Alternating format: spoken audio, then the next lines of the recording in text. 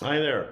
This morning we're going to talk to you a little bit about active exhaust on the newer Mustang. So I've got a 2021 Mach 1. I know active exhaust is on several of the Mustangs, and a lot of you folks are having issues with blown fuses and errors. It's caused by one problem. It's caused by a wire harness, and I'm going to show you that harness. It rubs up against the frame.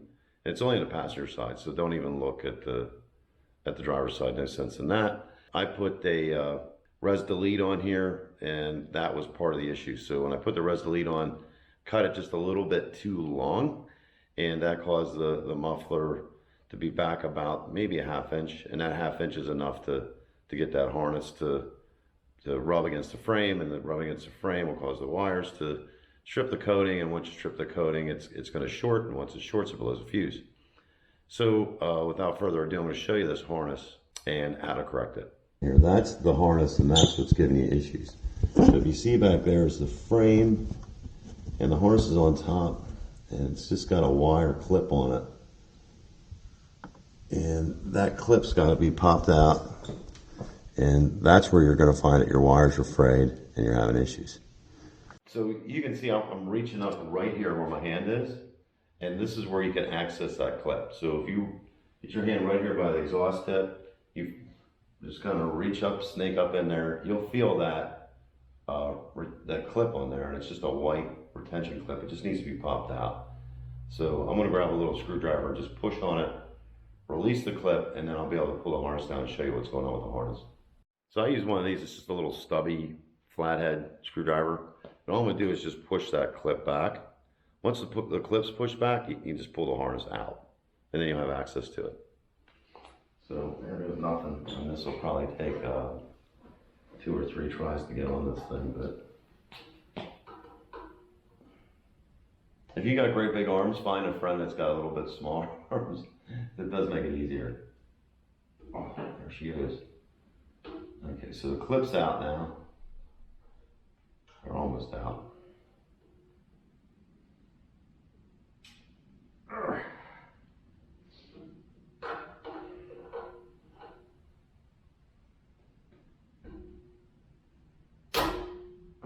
Clip's out now, and I get the harness down. And I'm going to move the camera to show you where that harness is. Okay, so here's my harness. This is the issue, right?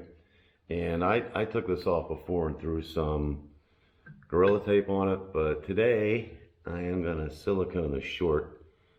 I love Gorilla Tape, but silicone's a better, probably a better permanent fix. You can buy this harness. It does just loop around behind the car.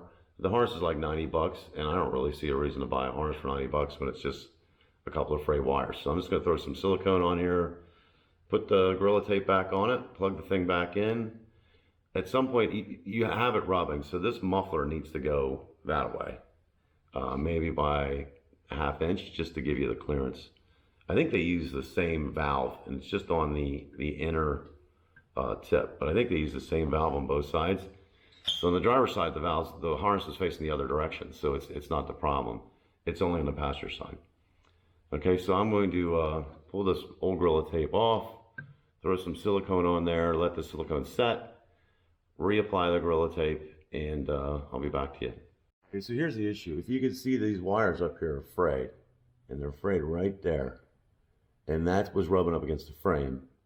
And when you have live wires rub up against metal, it's going to short. The short's going to blow a fuse. That's why you have a fuse.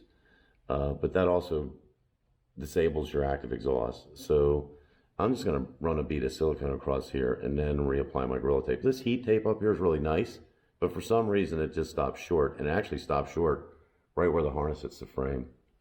So get my silicone out, do that up, and let it set, and then reapply the Gorilla Tape.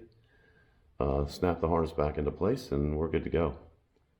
Okay, so you can see my silicone's pretty much set up here.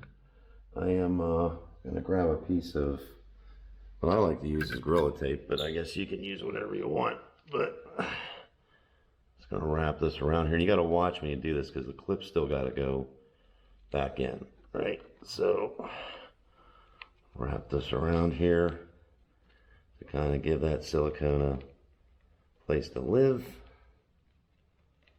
That looks pretty good there.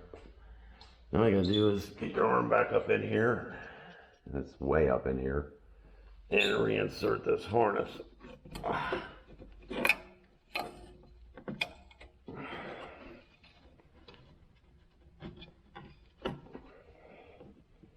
This is actually the easy part once you get it lined up.